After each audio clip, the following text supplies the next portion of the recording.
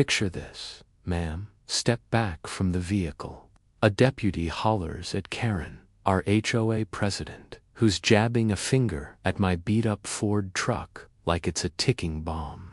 Her phone's still glued to her hand sheet. Just called 911 on me for parking on my own dang ranch. I've told you people, she shrieks, voice sharp enough to cut glass. This is a private neighborhood. He's trespassing. The deputy gives her a side-eye, then turns to me. Sir, your name. Before I can answer, another cruiser rolls up, and out steps someone Karen didn't see coming. Dad, the sheriff says, eyebrows shooting up as he spots me. Karen's face goes beach red, like she might keel over right there. That's when the real fireworks kicked off. Want to know how we got to this mess? Stick with me, this story's wild. Which city in the United States are you watching from? Drop a comment and share with us if you've had any confrontation with the HOA. Will narrate your story on our channel. I'm Paul, 62, a retired electrician who spent my whole life in a quiet corner of Montana. I built my ranch with my own 2 hands and raised my son, Ethan, right here. He's now the county sheriff. Fair, tough, and raised right.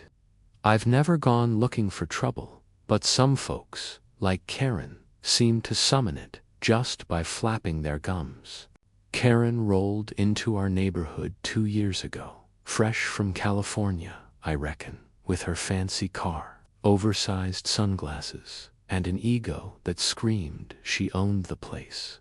Once she got herself elected HOA president, it was like a storm hit. She took one look at my old wooden fence and declared it an eyesore, not up to her community aesthetics, and the sound of my cattle. That really set her off. Of my roosters in the morning, complained about the smell of hay like nature offended her. But the last straw, she claimed my truck made the neighborhood look poor. Mind you, I wasn't even in her neighborhood.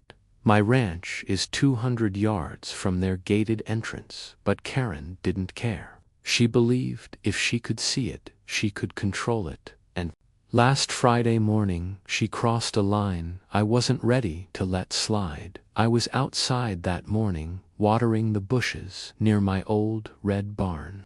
Birds chirped and the horses whinnied from the stables. I remember thinking how peaceful everything felt. That was until I noticed the little white HOA issued golf cart speeding down my gravel road. It was Karen. She didn't even stop at the main gate, which she had no permission to pass, before parking right in front of my truck. Paul, she yelled, hopping out like she was the sheriff herself, this truck has been sitting here all week. You're in violation of community parking rules. I blinked. Karen, this is my ranch, that's my truck. You can't give me a ticket for parking on my own land. She pulled out her clipboard like she was writing me a citation.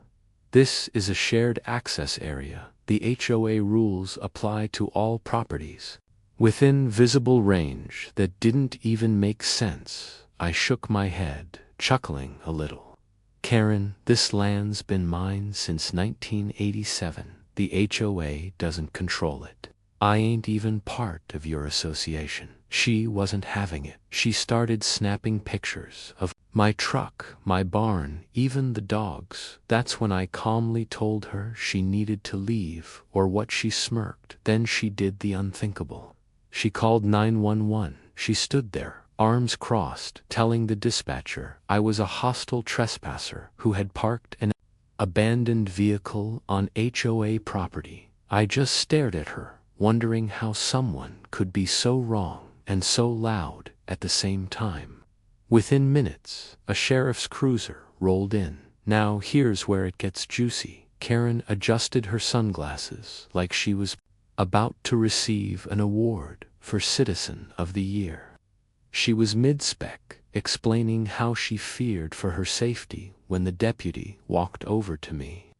Sir, I need to ask you a few questions. Karen was practically vibrating with excitement, and then another cruiser pulled in behind the first one. This one had Sheriff written across the side. The door opened, and out stepped Sheriff Ethan Monroe.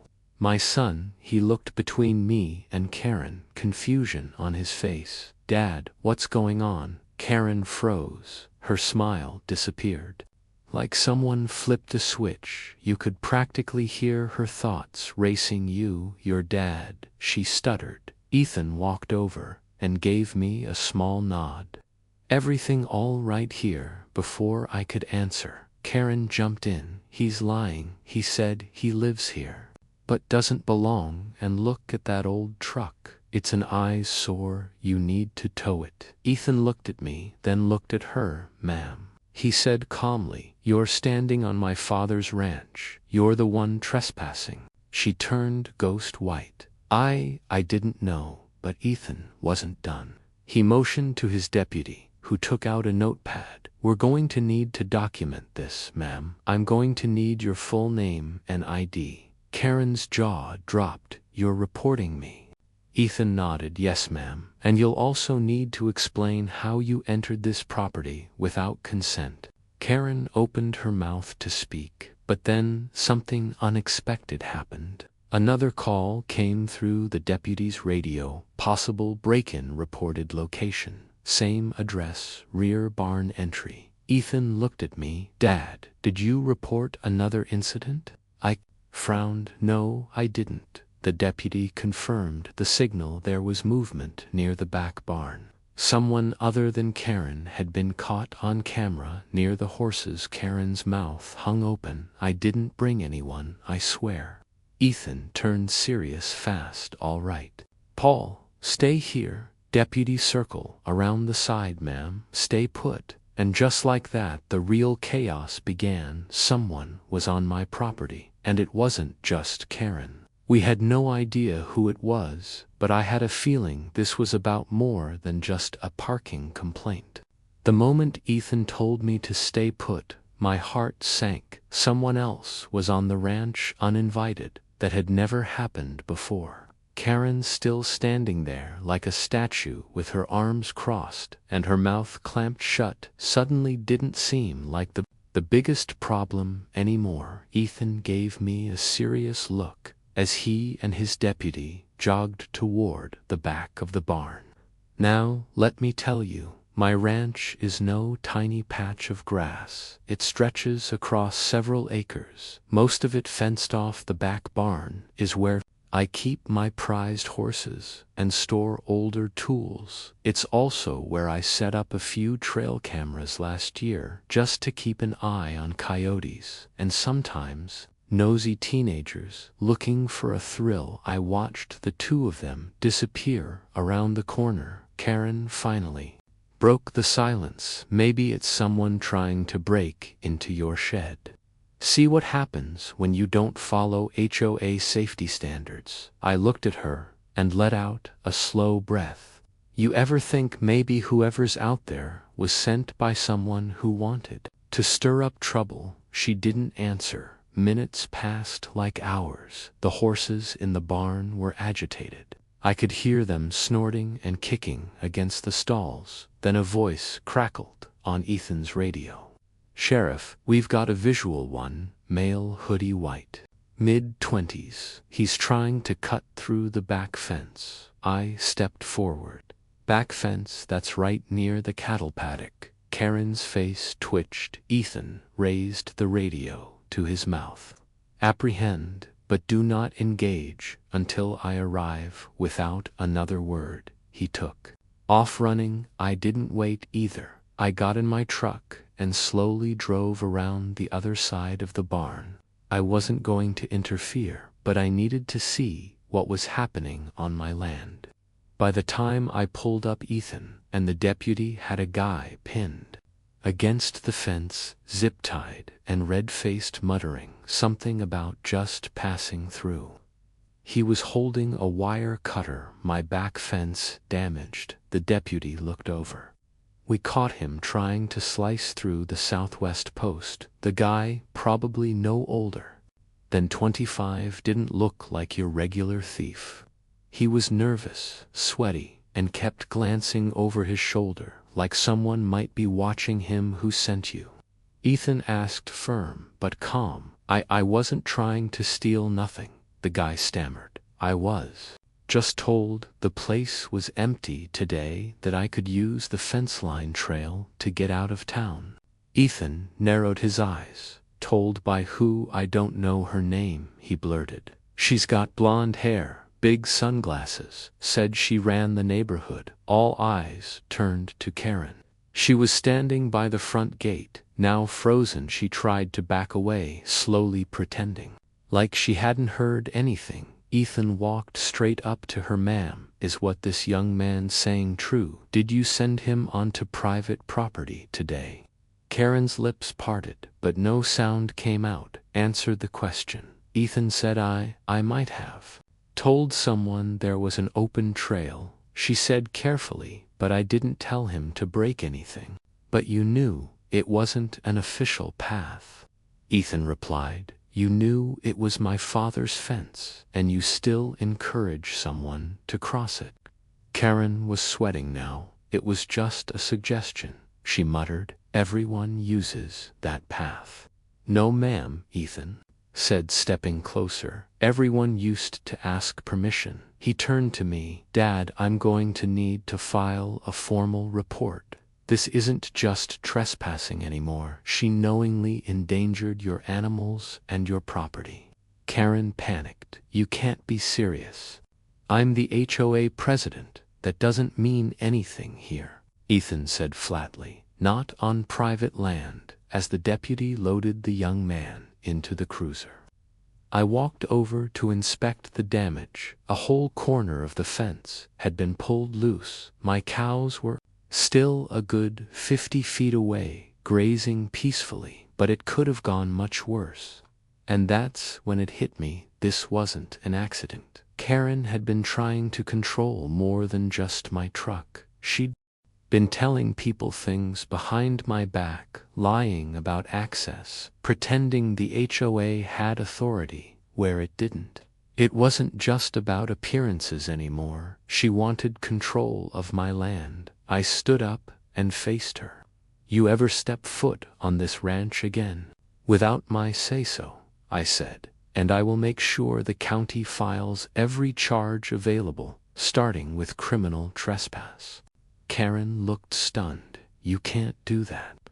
Ethan stepped beside me. He absolutely can. Her hands trembled. This is harassment. I'm going to call the HOA board. I'll have every one of them petition you.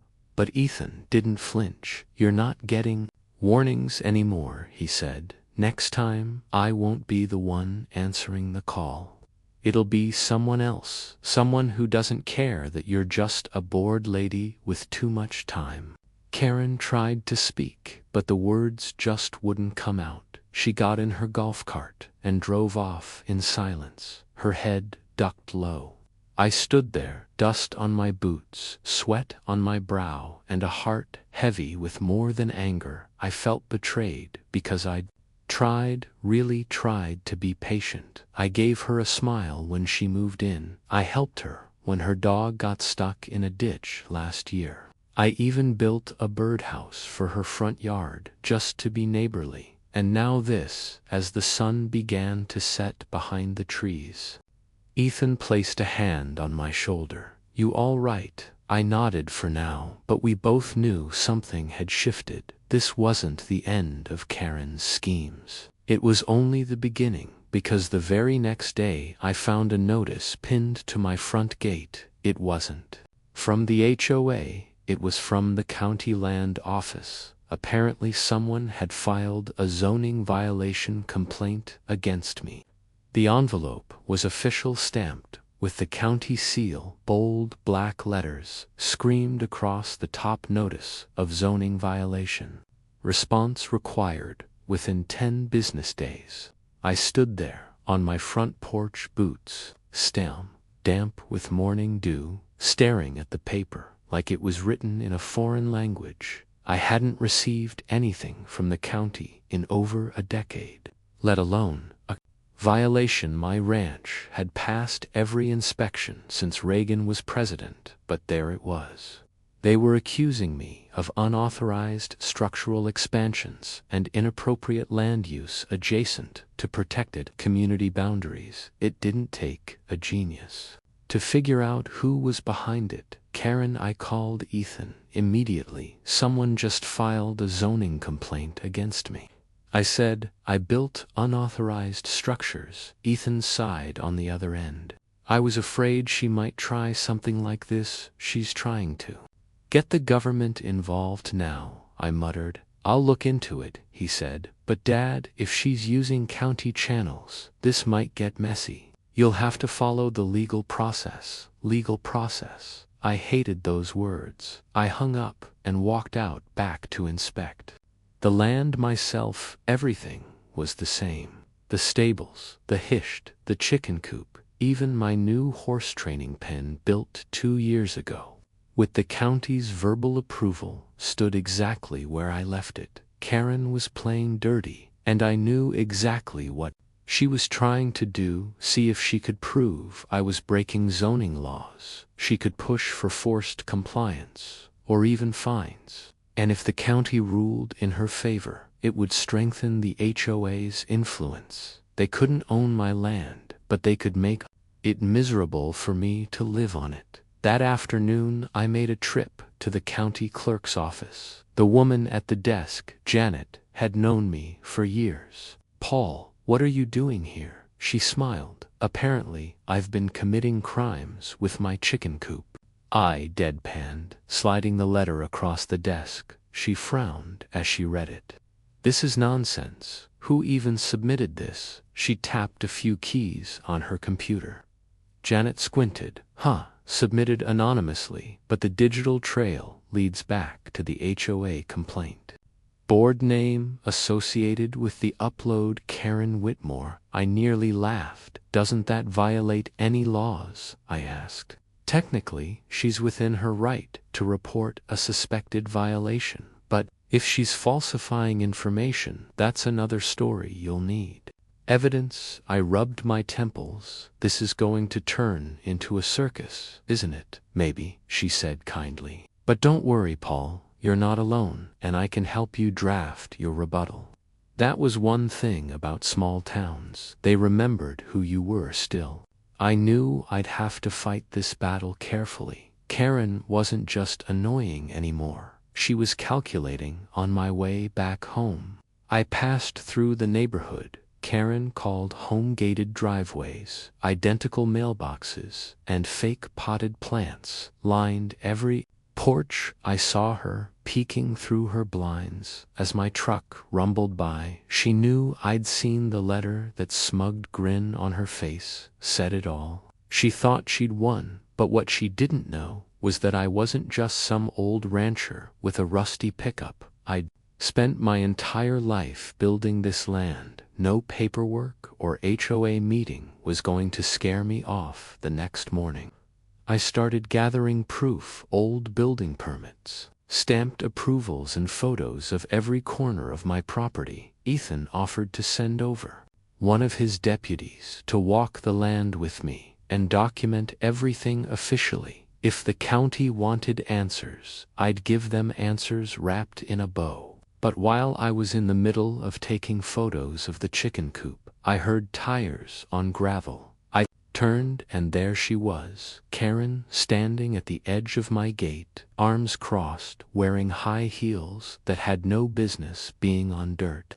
You just don't give up, do you? I said calmly. I warned you, Paul, she said. This neighborhood has rules. People move here for order, peace, not for the sight of hay bales and rusty old trucks. This ain't your neighborhood, I reminded her. This is my land. She scoffed. For now. I raised a brow. You threatening me? She smiled. Let's just say I have friends who know how the system works. You know what's funny? I said, leaning against my fence post. You keep yapping about community and peace, but you're the only one disturbing it. that wiped the smile off her face. "I've tried to be patient," she snapped, "but if you won't comply, escalate this until someone makes you go ahead," I said, stepping closer. "But next time you come to this ranch without cause, I'm filing charges for harassment. You wouldn't dare try me."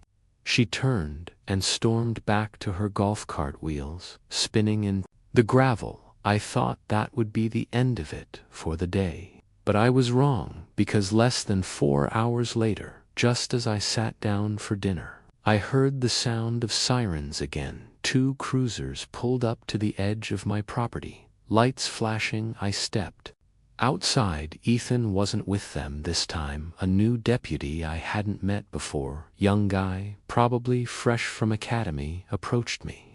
"Sir, we received a 911 call about a disturbance and possible weapons on the property." "Weapons?" I blinked. "What disturbance?"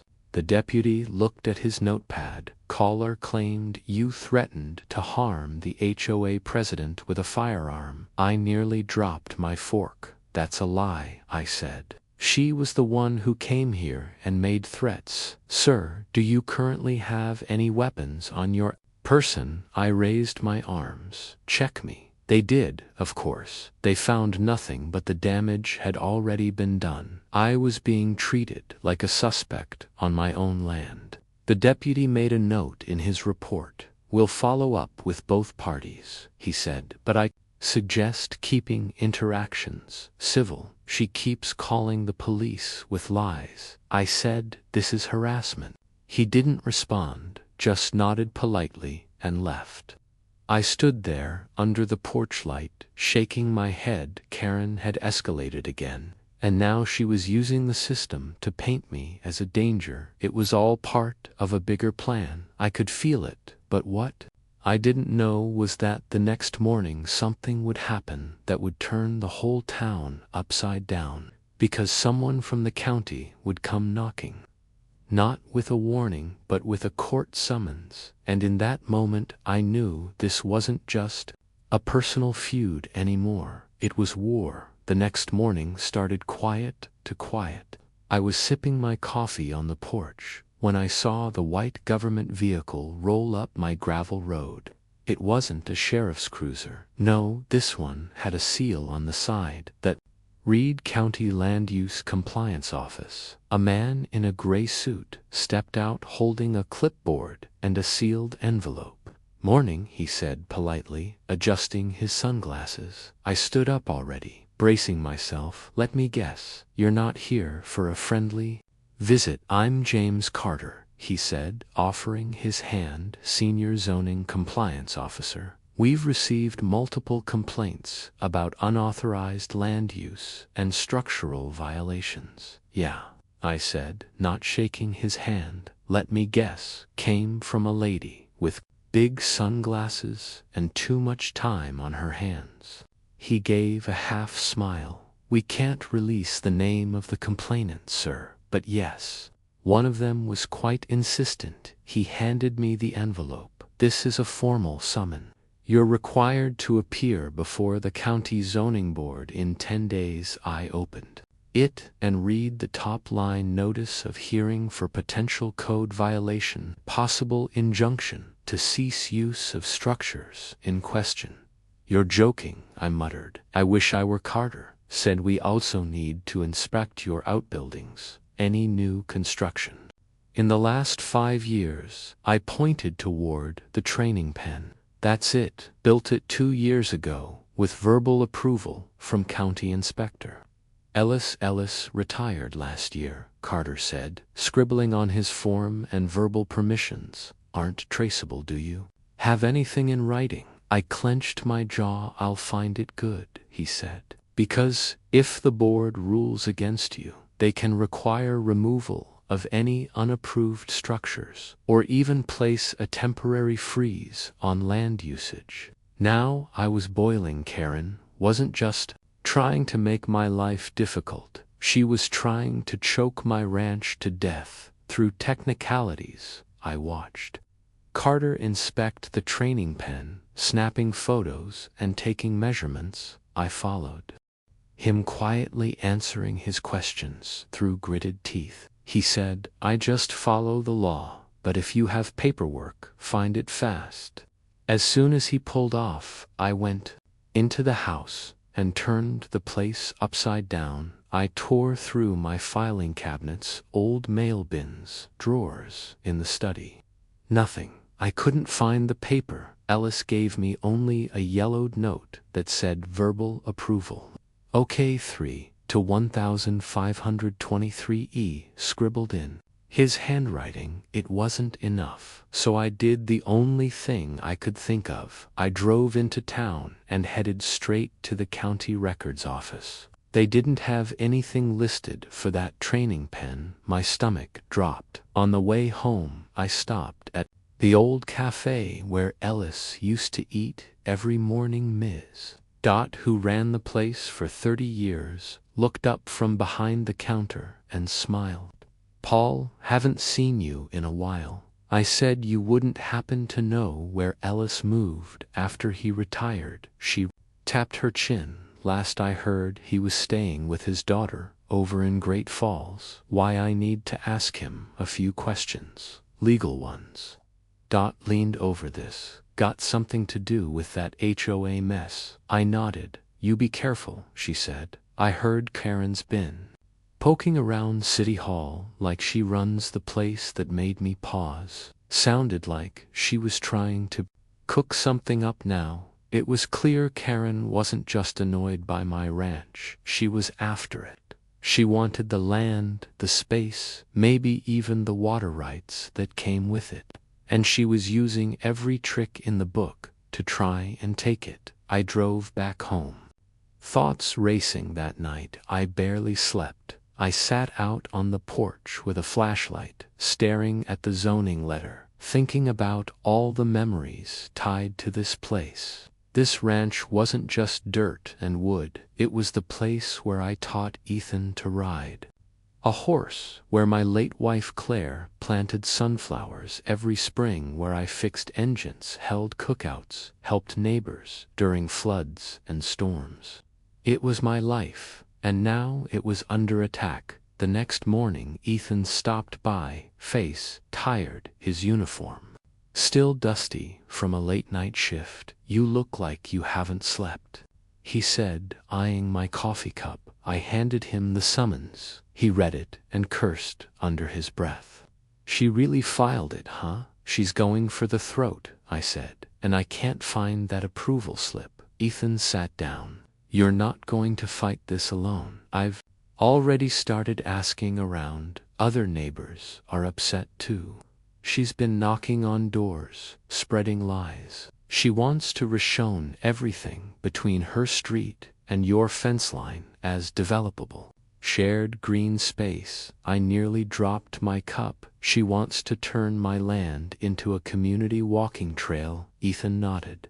That was the final piece. Karen's goal wasn't about control anymore. It was about removal. Remove me. "She's weaponizing the system," I muttered. Ethan looked at me, jaw tight. "Then maybe it's time we do the same." "What do you mean?" He leaned in. "She submitted false information on official records. That's a crime." "Who?" He gave a small smile. "Her vice president, Mrs. Simmons. She hates Karen's guts. I've spoken to her once or twice, and I think she's fed up." Unknown number 1 photo attached. It was a screenshot of an email from Karen, sent to a man named Greg, someone on the zoning board. The subject line, "Need this pushed through ASAP. The ranch has no paper trail." The body of the email: "Once the violation sticks, we move to phase 2. I stared at it. Phase 2 was that code for stealing my land. And who sent me the screenshot? I didn't know yet, but I had one clue now. Karen wasn't just bluffing. She had a plan, and it was already in motion. I stared at that screenshot for a long time. Once the violation sticks, we moved to phase 2. What the hell was phase 2? That email wasn't just shady. It was a blueprint for something bigger, a silent war plan with one goal: get me off my own land. I forwarded it to Ethan immediately. Within 5 minutes, my phone buzzed. "Dad," he said, voice tense. "Where did you get this?" "No idea," I replied. "Came from an unknown number, but it looks real." "You think we can use it if it's verified?" "Yeah. It's evidence of malicious intent and collusion with a public official, but we need to confirm it's not doctored. If Karen finds out we're building a case, she'll go quiet or lawyer up fast." "What do we do?" I asked. "We build faster." That evening, Ethan arranged a quiet meeting at his house. No uniforms, no public office, just 3 people, me, Ethan, and Mrs. Beverly Simmons, the HOA vice president. When she walked in, I was surprised, late. 60s cane in hand, smartly dressed, and eyes sharper than barbed wire. She didn't shake my hand right away. Instead, she gave me a long look. "You're Paul Monroe," she said. "I've heard a lot about you." "Nothing good, I bet. Everyone else says you're the reason this town still has character." I liked her already. We sat down and Ethan showed her the email screenshot. She didn't even blink. "That tracks," she said. "Karen's been planning something big for months. She's been whispering in ears, promising property value increases, offering campaign help for anyone who supports a rezoning plan." "Why?" I asked. "Why go through all this trouble for a ranch?" "She's not after the ranch itself," Beverly said. "She's after what's under it." I raised a brow. "You're going to have to explain that." Beverly leaned in. "Karen used to work for a real estate group back in Sacramento, the type that flipped neighborhoods and lobbied city councils. Developers have been sniffing around if they can turn your land into residential zoning and control the water rights. They hit gold." I sat back in my chair, stunned. So this was never about fences or trucks or chickens. It was about control, water expansion, real estate, greed, dressed in HOA paperwork. "Do you have proof of any of that?" Ethan asked Beverly. She reached into her purse and pulled out a thumb drive. "This has minutes from private HOA discussions, messages between Karen and Greg, the same zoning board guy in that email, and a copy of her proposal to a development firm. I was going to sit on it, but she's gone too far." I swallowed hard. "Thank you," I said quietly. "Don't thank me yet," Beverly replied. "She's already filed for emergency board review. If that email you got is real, phase 2 might be forcing an injunction on your land. Once that happens, she'll move for eminent domain recommendation." Ethan looked alarmed. "That's only supposed to happen if it serves the public good," she twisted. Beverly said, "Call it a safety measure. Say you're hostile, that your land is abandoned or misused. And with enough paperwork and the right allies, the board might listen."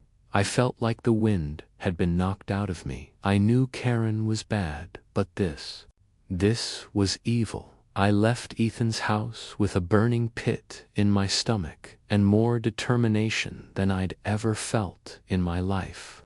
That night, I set up floodlights around the ranch, cameras, motion sensors. I wasn't taking any more chances. If Karen wanted war, she'd get it, with every bit of truth and grit I had left. 2 days later, the county zoning board hearing began. It was held at the courthouse annex, a modest building that usually hosted marriage licenses and tax questions. But that day the room was packed. Reporters, ranchers, HOA members, and in the front row, sitting smugly in a pearl-white pantsuit, was Karen. She barely looked at me when I walked in, just smirked. The hearing started with standard procedures. The board chair, a balding man named Cliff Hughes, introduced the matter at hand: zoning concerns and permit discrepancies regarding Mr. Paul Monroe's ranch property.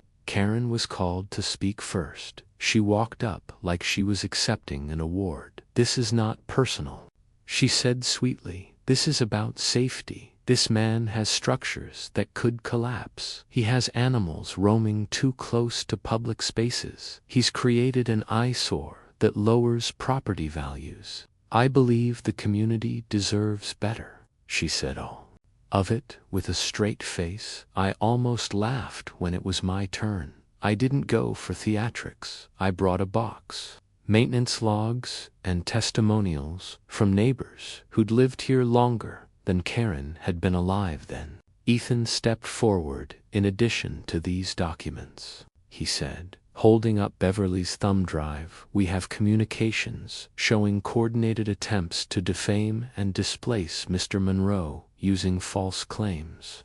The room shifted. Even Cliff Hughes raised an eyebrow. Karen looked rattled. "Now then," Beverly stepped up. "I am the HOA vice president," she said proudly, "and I submit these records as proof that this board is being manipulated for personal gain." Karen jumped up. "She's lying." Cliff raised his hand. "Miss Whitmore, please remain seated." "No, Karen," yelled you. "Don't understand that." Landcliffe interrupted her. "Ms. Whitmore, it is this board's responsibility to evaluate facts, and as of this moment, the credibility of your claims is under serious review." Karen slumped into her chair, and that's when the final blow landed. Ethan stood again. "One more thing," he said. "We traced the email submitted anonymously to the zoning office. It was created from a device registered under Karen Whitmore's HOA account. She filed a false complaint under an alias." Gasps echoed around the room. Karen turned pale. The board declared a recess. I stepped outside into the sunlight, heart pounding. Ethan joined me. "You all right?" I nodded, getting there, but then his phone buzzed. He read the message and frowned. "What is it?" I asked. "There's been a fire," he said. "We're back at the ranch," he said quietly. "Your barn, it's burning." I didn't say a word. I just ran. Smoke, thick, black, and rising high above the treetops, like a terrible signal to the sky. By the time I reached my ranch, the flames were already visible from the road. The back barn, the same one Karen had complained about, the one where I kept feed tools and my late wife's old saddle, was engulfed. My heart pounded like a war drum in my chest. Fire trucks had already arrived. "Whoever did this didn't just want to scare me," I muttered. "They wanted to destroy me." As we stood watching the fire die down, one of the volunteers approached. Young guy, maybe 19, stood on his face and worry in his eyes. "Mr. Monroe," he said, "we found this near the side of the barn."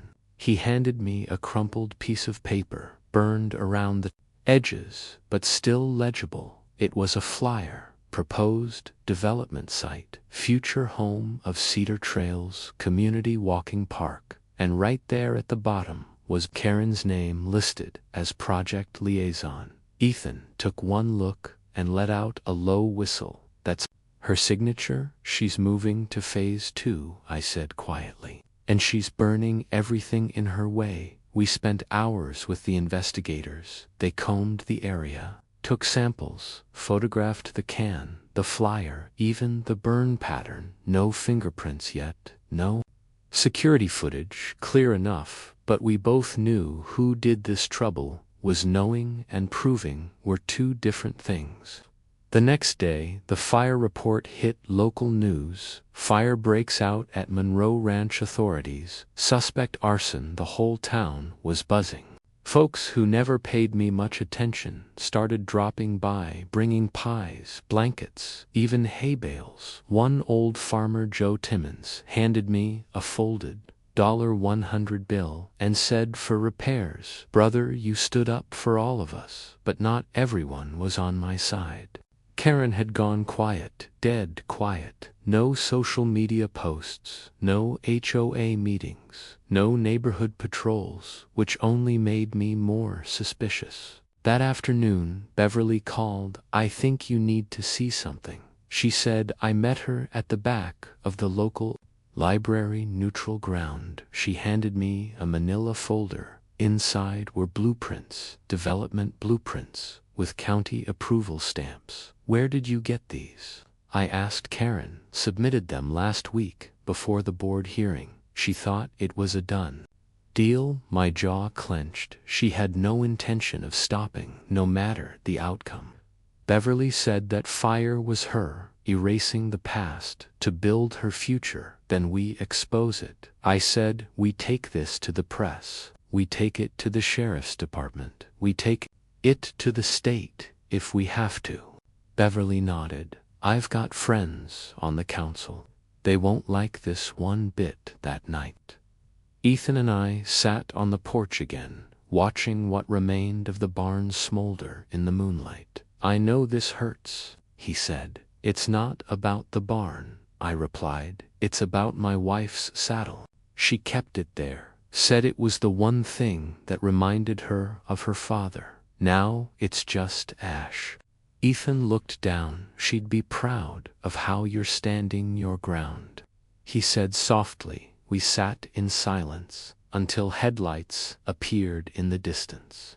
A sleek black SUV, no license plate on the front. It pulled to a slow stop near my gate. The window rolled down. Karen, she didn't get out. She just sat there watching us like a warning, and then, as slow as she arrived, she drove away. "She's not done." I said. "No," Ethan said. "She's just getting desperate." And he was right, because the next morning I got a letter from the sheriff's office.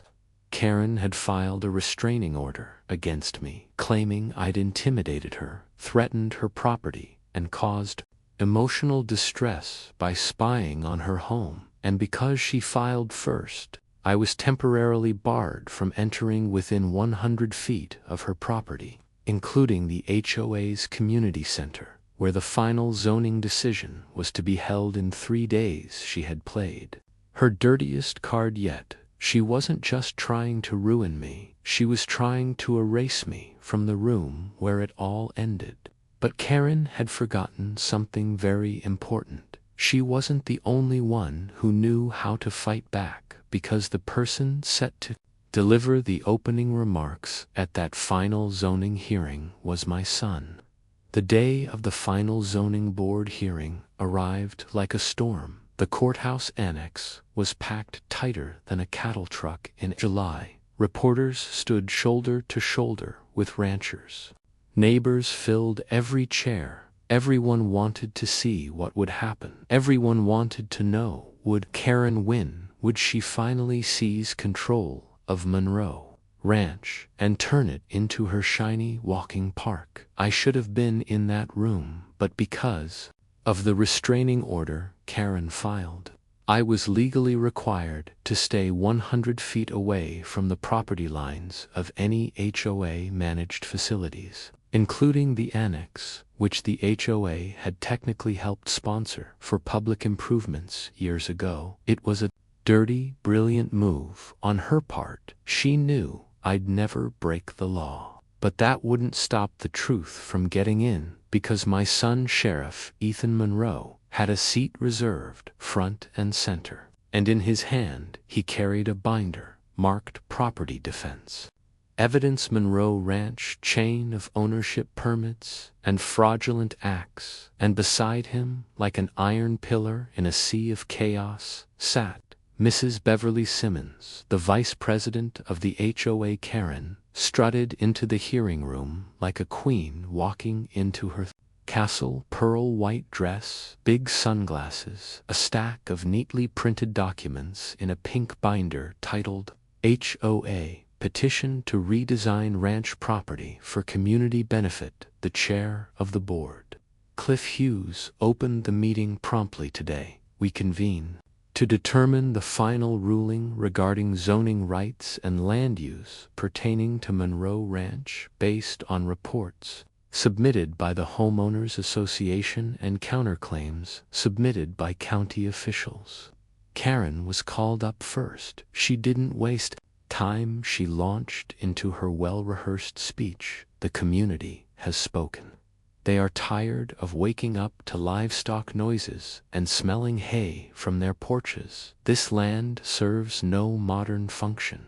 It is underutilized. The proposed development will increase home values, create walking paths, and provide open access for families. She smiled proudly and added, Mr. Monroe has refused to cooperate with the HOA and has repeatedly antagonized members, myself included. Cliff nodded and took notes, then turned toward Ethan. Sheriff Monroe, you may proceed. Ethan stood, and when he spoke, he didn't yell, he didn't accuse, he told the truth. My name is Sheriff Ethan Monroe. I was born and raised on that ranch. I've served this community for over 15 years. I've seen every emergency, every dispute, every act of goodwill, and every act of malice. What's happening here isn't just a zoning matter. It's a personal vendetta, disguised as a community improvement. Karen's lips tightened. Ethan continued. I present to the board signed documentation proving the ranch's historical exemption dated, building permits, and evidence of verbal approvals recorded by the county's former inspector. Additionally, I have video surveillance footage and witness statements indicating targeted harassment, false reporting, and most recently potential involvement in a criminal act. He opened the binder. Here are printed screenshots of an email sent from Miss Karen Whitmore to a zoning board member referencing a plan to proceed. Regardless of board outcome, what she refers to as Phase 2, this is in direct violation of state zoning ethics codes. He flipped to the next page. Furthermore, attached is the arson investigators' early findings. An accelerant was used at the Monroe barn fire, and while an official suspect has not been named, the evidence heavily suggests it was an intentional act by someone with motive. Karen stood up, face red. Objection. He's not a lawyer. Cliff raised his hand. Miss Whitmore, please sit down. She didn't. This is slander. This is all lies. He's trying to defend his father. Beverly stood then. Maybe you'll believe me. As vice president of the HOA, I hereby submit a motion of no confidence in Karen Whitmore and submit evidence that she acted alone without HOA board approval in submitting development plans under our name. Gasps filled the room. Karen's mouth fell open. You can't do that, she whispered. Oh, but I just did, Beverly replied, handing the papers to the clerk. Everything began to unravel like a thread pulled loose from a sweater. Karen began to shout, incoherent and frantic. I was doing this for you people, for your homes, for your kids. That ranch is an eyesore. It's dirt and hay and chickens. It's trash. But no one listened anymore. Security came in and escorted her out as she screamed about entitlement and lawyers and reparations. The room settled. Cliff Hughes tapped his gavel. This board finds no evidence of zoning violations. All claims against Mr. Monroe are dismissed. Furthermore, a recommendation will be made for Ms. Whitmore to be investigated for ethics violations and possible criminal misrepresentation. Cheers erupted in the room. I wasn't inside, but I watched it live. Beverly had secretly set up a video stream on her phone for me, hidden beneath the table. When the ruling came through, I laughed out loud and let out a breath I hadn't realized I'd been holding for weeks. I finally felt free. 2 days later, Karen was formally removed as HOA president. Her face was splashed all over the local news. HOA president ousted after zoning scandal and arson allegations. She left town the next week, packed her things in silence, didn't say goodbye to a soul. The restraining order was dropped. The zoning case was closed, and the ranch stood strong. Ethan helped me rebuild the barn. Neighbors pitched in, kids from town painted signs that read Monroe Ranch Forever. And right in the middle of the rebuilt barn I placed a new saddle. It wasn't Claire's, but it stood for her, a symbol of legacy, love, and land that couldn't be taken by anyone, no matter how powerful they pretended to be. On a warm Saturday morning, Ethan and I stood by the pasture, coffee mugs in hand. "You ever think of retiring?" he asked. I looked across the fields, the wind brushing the grass. "Not yet," I said. He smiled. "You're not alone, Dad." "Nope," I said, arm across his shoulder. "I've got a sheriff for a son," and together we turned back toward the barn home, safe, strong, exactly the way it was always meant to be.